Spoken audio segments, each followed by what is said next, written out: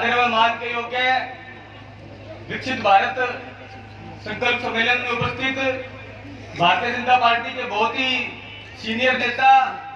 पूर्व में हरियाणा सरकार में वित्त मंत्री रहे श्री कैप्टन रवि बन्नू जी, और इस सम्मेलन में उपस्थित हमारे जिला परिषद के चेयरमैन भाई सोनू जी, हमारे हिसार फर्स्ट के चेयरमैन भाई सुरेंद्र मंडा जी, पार्टी के महामंत्री आपके जिले के भाई धर्मवीर तेरिया जी, और इस पंडाल में उपस्थित मंच पर उपस्थित हमारे यहाँ के चेयरमैन, आपके यहाँ के गांव के सरपंच साहब, पहला से सरपंच साहब आए, हरिता से, चारनोद से, भोदराज से, भर्री से, लगभग पूरे सभी हमारे रावतखेड़ा से, हमारे मंडल के सभी गांव के सरपंच साहिबान, मेरे समक्ष उपस्थित सभी बुजुर्ग, मातृशक्ति माताएं बहनों, नौजवान दोस्तों,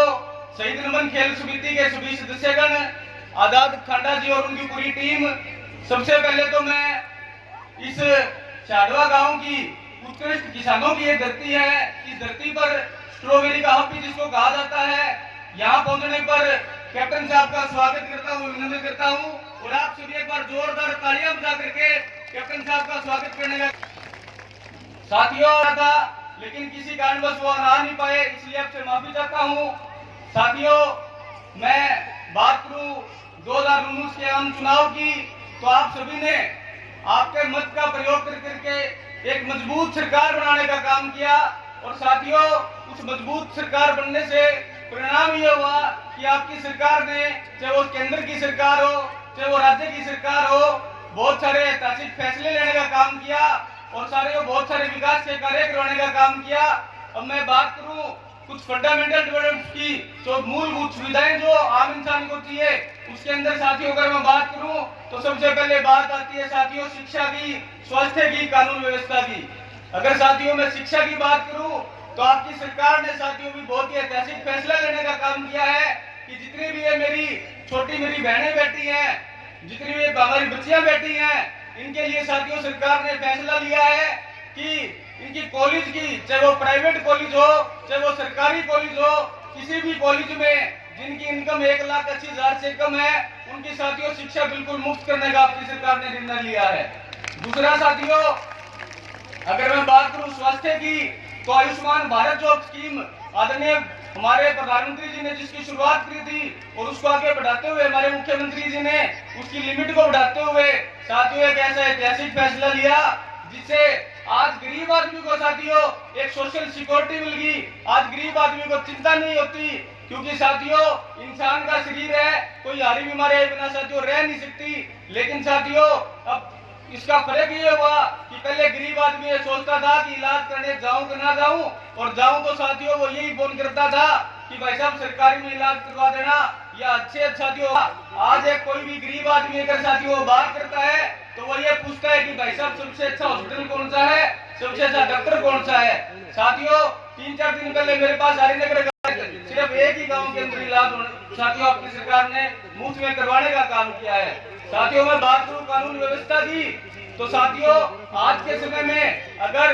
कहीं भी कोई भी घटना हो जाए तो आपके अंदर आप 112 स्कीम सरकार ने देने का काम आपको किया है। साथियों 10 मिनट के अंदर आपके पास पुलिस साथियों कहीं भी मौजूद हो, पुलिस आपको संभालने का काम करती है। ये साथियों हम सब सुना करते थे कि विदेशों के अंदर शिक्षा फ्री है, स्वास्थ्य फ्री है, 10 मिनट में पुलिस आ जाती है। ये सारी सुविधाएं मजबूत सरकार का साथियों फायदा ये हुआ कि बहुत सारे ऐतिहासिक फैसले सरकार ने लेने का काम किया है, और साथियों फैसले दृढ़ इच्छा शक्ति से लिए जाते हैं। तो हम हमारे जन्म से पहले सुनते थे 300 धारा आपकी सरकार ने ये सभी इन चीजों का निस्तार करने का काम किया है। आज कश्मीर में भी आप अगर जाओगे साथियों, तो जैसे हमारे सामने तिरंगा लहरा रहा है, आज कश्मीर के अंदर भी आपको तिरंगा लहराता हुआ दिखाई देगा। ये फर्क साथियों सरकार का है